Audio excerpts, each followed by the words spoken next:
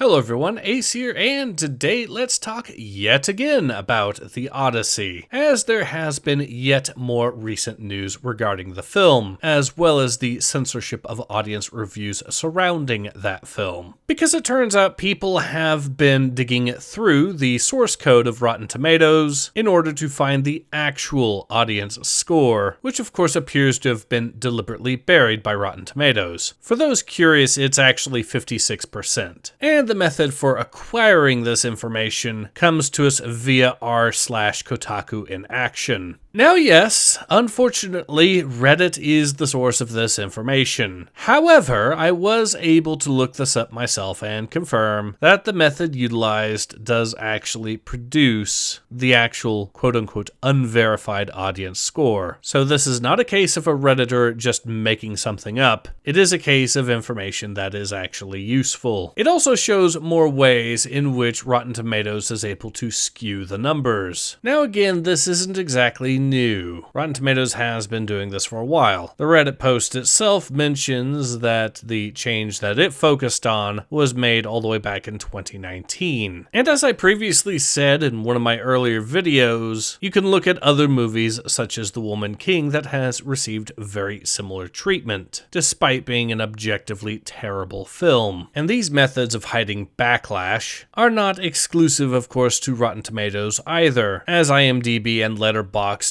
both engage in similar tactics and openly state as such. And then, of course, there's the fact that Rotten Tomatoes' verified audience score, it would seem, operates in a very similar manner to how CinemaScore operates, which by its very nature tends to produce very biased feedback. But yeah, the fact that people are able to look into the source code for Rotten Tomatoes and receive the actual information that people are used to, which is to say the percentages when it comes to people that actually went on to Rotten Tomatoes to leave an actual review, well, that would suggest a certain lack of security on the part of Rotten Tomatoes when it comes to information that they want to hide from the general public. But hey, thank God for the breathtaking incompetence of Rotten Tomatoes as a company, I guess. Really does help demonstrate the smoke and mirrors at play.